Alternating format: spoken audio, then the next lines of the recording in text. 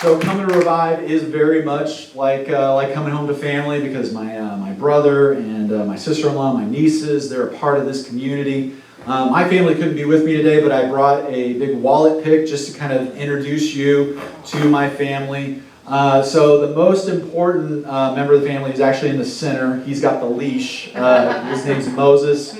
He's also the most needy, but we all love him, and that's my wife Jill, my son Ethan, my daughter Abby.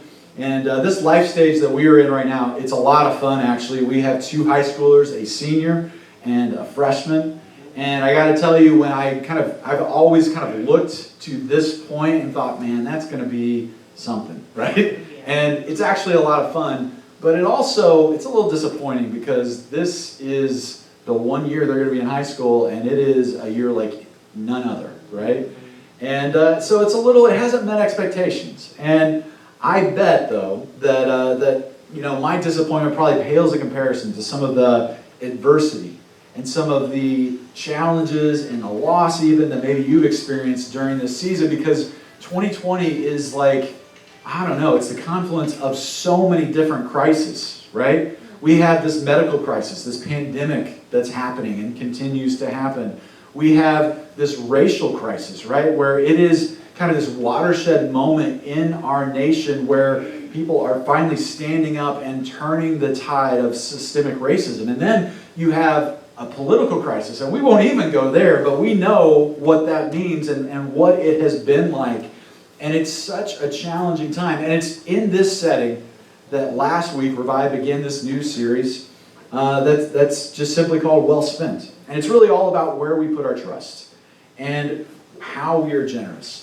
And so what we're learning in this series, what I'm learning in this series, is that when we put our trust in God and give back to Him, that trust is well spent.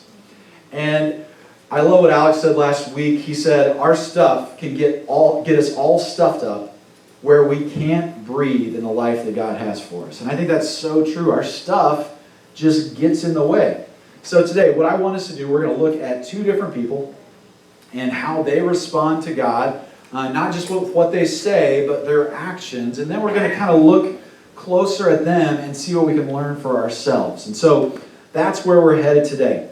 So one day, Jesus is teaching, like he often would do. Large crowds were gathering. And this man, in the middle of this teaching, just kind of speaks up and interrupts Jesus. And here's what this man says.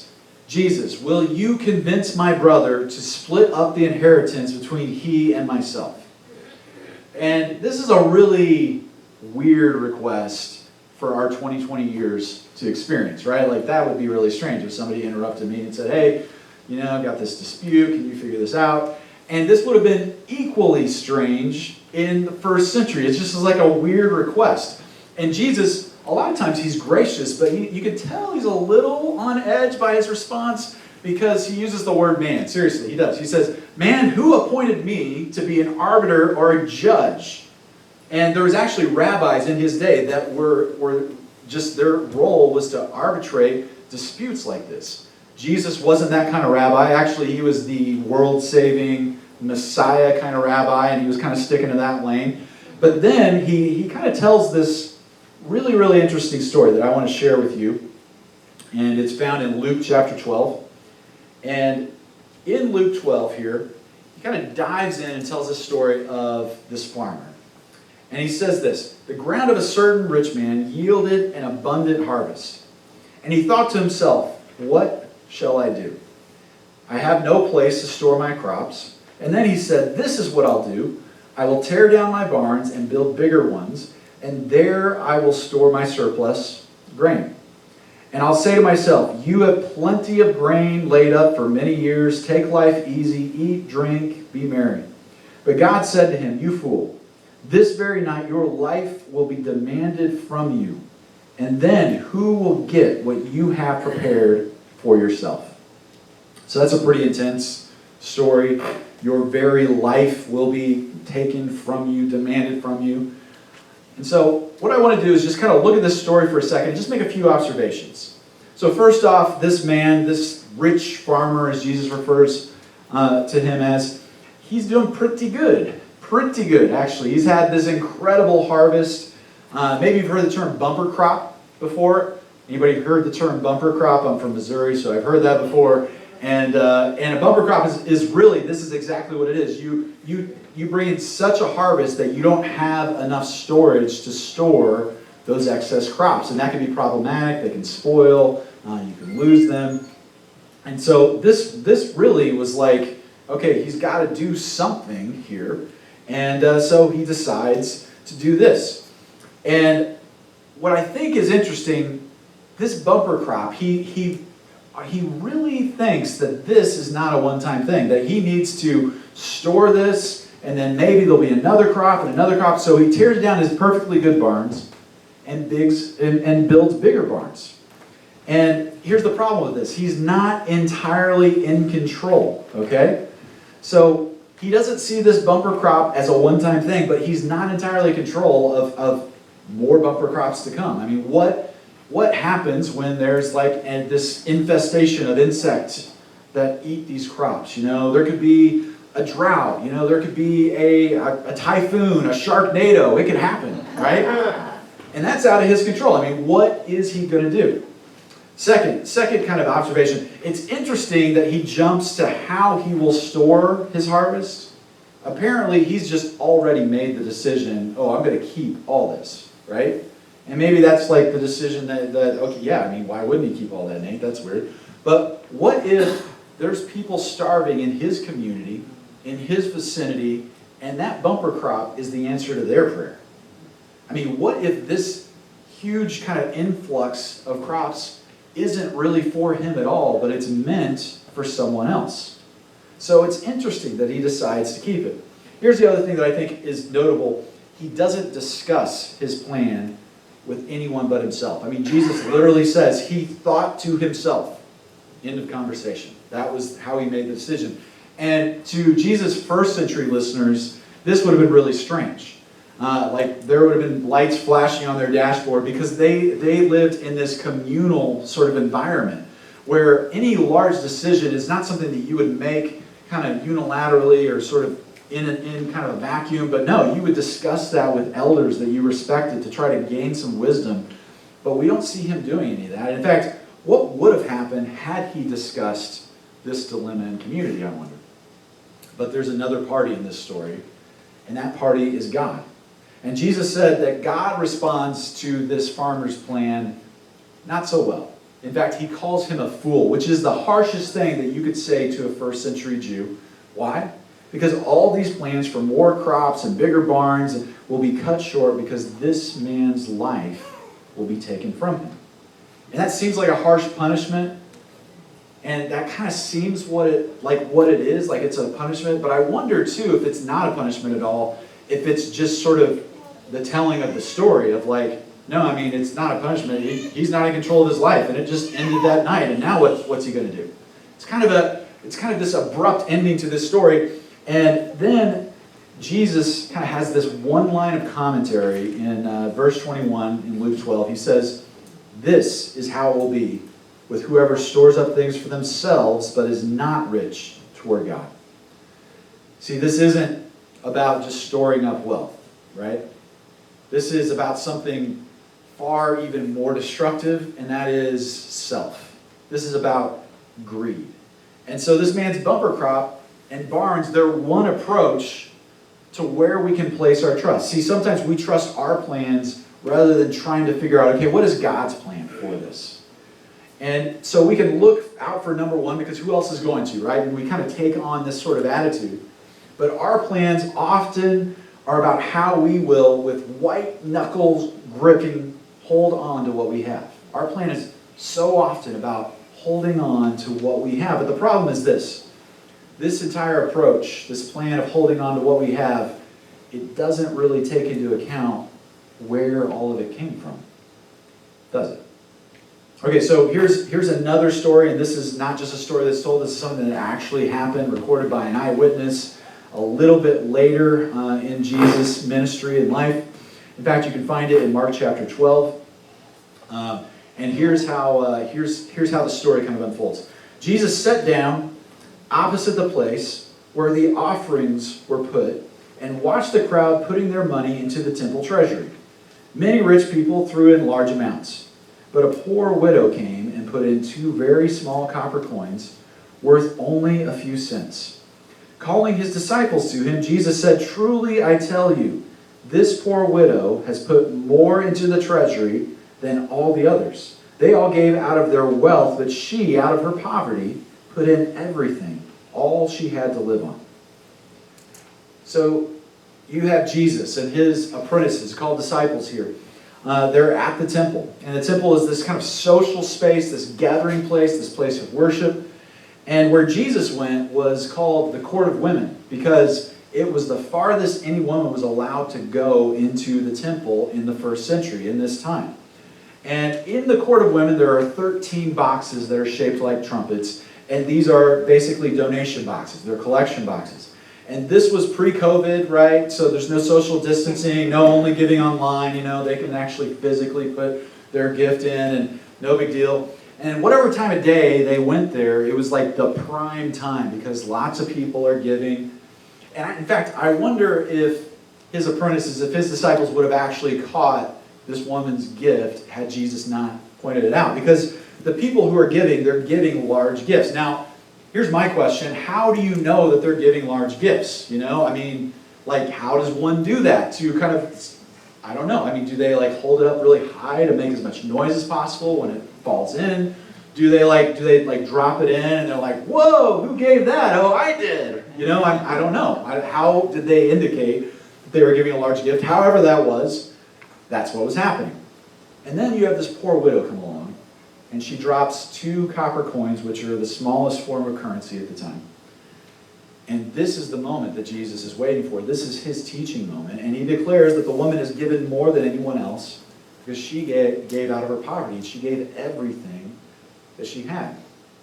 So a couple observations about this story. First, this poor widow's generosity was greater than all the men who gave that day. I just want to point this out because Jesus points this out. That you have men who are giving and they can go wherever they want in the temple for the most part. And then you have this woman come along and Jesus singles her out, this poor widow, the lowest of the low. Because women in this day, they are not acknowledged, they're not seen, they're not worthy. But Jesus sees her and not only says that she's worthy, but she is given more than anyone else and celebrates her gift. This is this cultural moment where Jesus is challenging the social norms of the day. And even more than that, the unseen are being seen.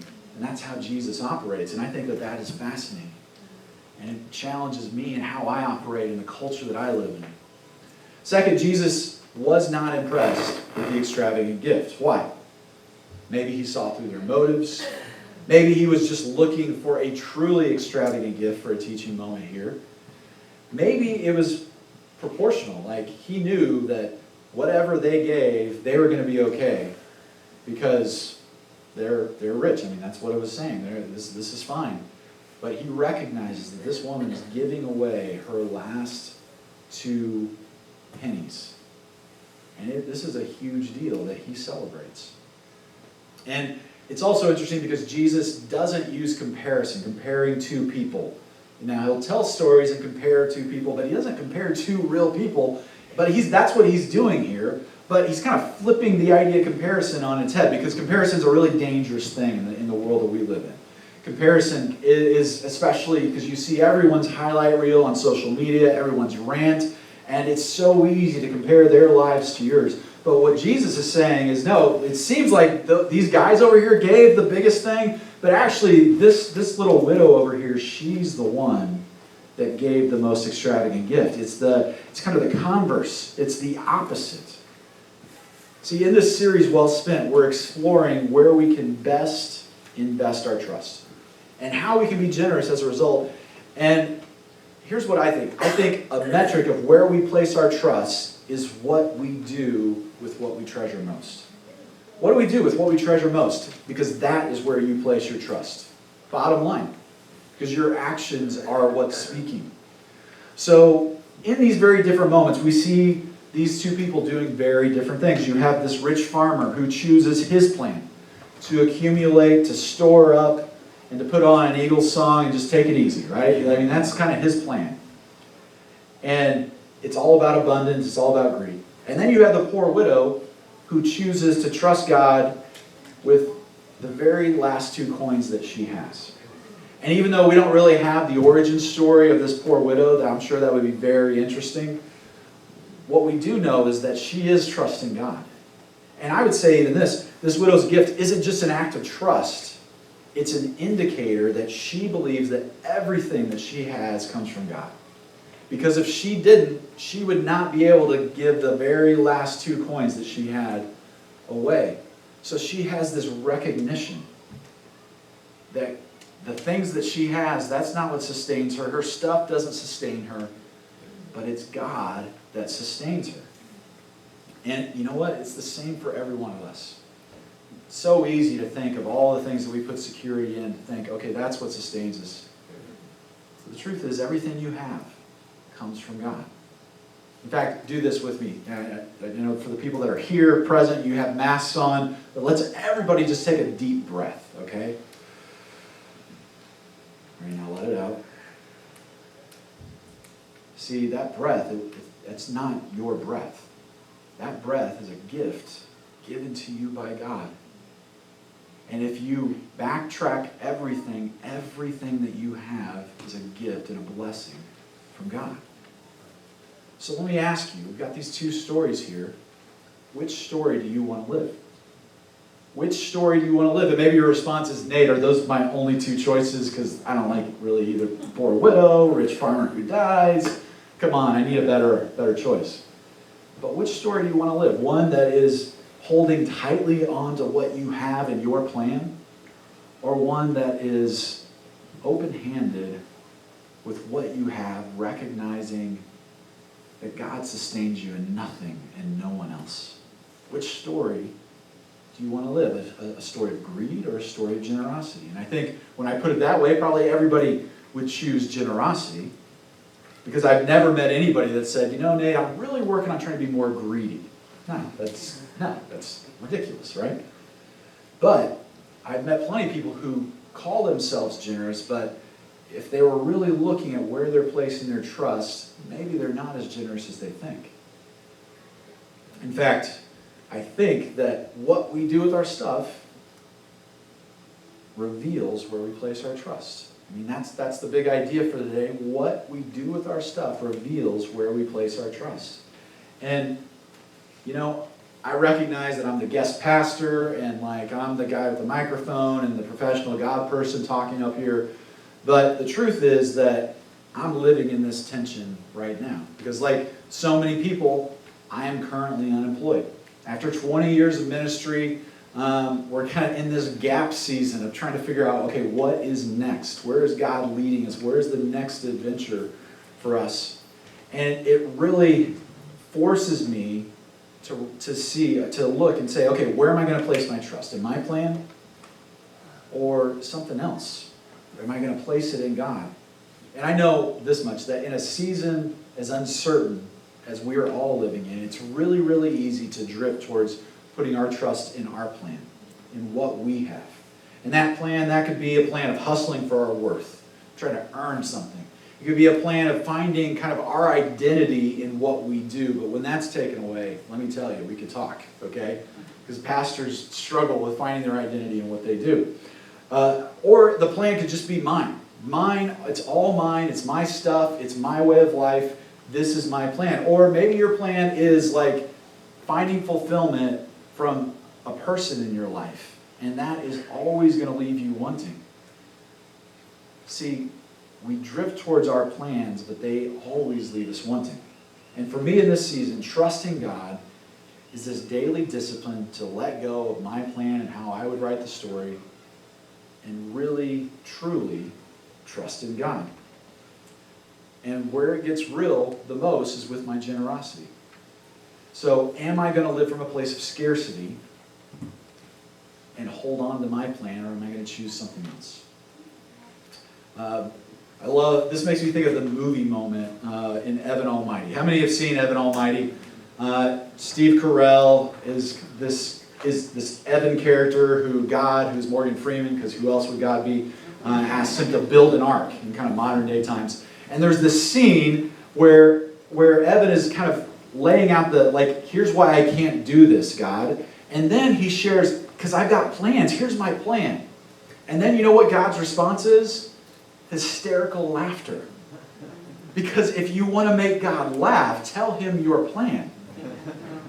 I mean, because you have your plan, and here's what I find, is each one of us kind of have our plan, and rarely do they have anything to do with anybody outside of your sphere, right? But see, God's plan is so much bigger. It's interwoven. It's this intertwined. We're all connected in his plan. We all have a role to play.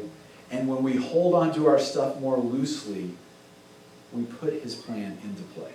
We participate. We become active participants in it. And so I think for me, investing my trust in God in a tangible way is really just choosing to give back to God, even when I don't currently have income coming in. And I got to tell you, it's way easier to do that when I did have a steady paycheck, right? But for me, it is this challenge of okay, where am I going to place my trust? Is it going to be in my savings? Or is it going to be in God who has given me all of this, who sustains me? And I'm guessing a lot of us probably would say that we trust God. But if we look a little bit closer at how we interact with our stuff, maybe we would see that we really do place our trust in several different things, or in a lot of different things. And so here's my suggestion this morning. It might take a little bit of unpacking here, but I think that maybe we need to act our way into a new way of thinking instead of think our way into a new way of acting. So act your way into trusting God more rather than waiting till you trust God more to act. Does that make sense?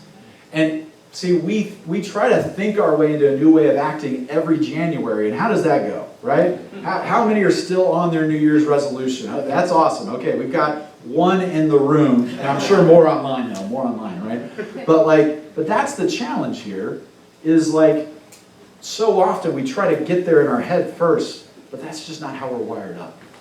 So what would it look like for you to say, okay, maybe I don't trust God. At a closer look, Nate, maybe you're right. Maybe I don't trust God as much as I thought I did.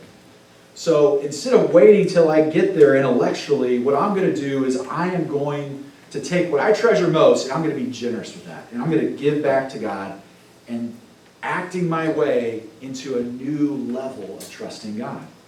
That's my challenge for us this morning. And what if we did this? See, because it's this life-changing thing. When I'm generous, it's my money that's well spent because it transforms me. See, this is the only kind of way this happens. When you're generous to the United Way, that's awesome, great, go on your way.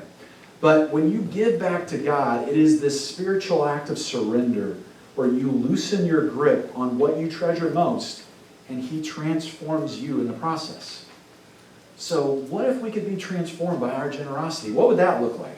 What if we could demonstrate our trust in God by giving back to him and be changed in the process? Maybe that would cause us to kind of look up and pay attention to needs around us where we could be even more generous because we're not holding on to that stuff to sustain us. God sustains us. And imagine not living from a place of scarcity, but from a place of just trusting God because he has given you everything that you have. That's the life that I want to live. It's just not easy. And we've got to act our way into it. So I want to challenge you to act your way into a new way of thinking, a new level of trust for God. And for some of us, it may just be the first action step is just to simply say yes to surrendering your life to Jesus. To saying, God, I am taking this step. I'm not fully intellectually there, but I am taking the plunge. And if that's you, I'd love to pray with you after the service. I'd love to talk, because this is a huge step. And I'd say for the rest of us who are Christ followers, I would say maybe the first step for you is just to initially just give. And there's lots of opportunities today. I mean, you could grab a bottle on your way out or fill that with change, bring it back next week. There's Hope House baskets of providing meals for Thanksgiving. We've got Kappa stockings that are coming up, because Christmas is right around the corner now. There's lots of different opportunities to give an initial gift. You can give online just as an initial gift. Or maybe for you, okay, maybe you give from time to time. Maybe it's this commitment to give regularly. Like, okay, no, this is not a one-time thing, but it is this regular act of trust. I'm going to act my way into a new way of trusting God. And maybe for others of us, it's like, okay, I'm drawing a line in the sand. I'm going to put God first, and I'm going to give 10% back to Him. Not the leftover, but I'm going to start with every paycheck and give 10% back to Him.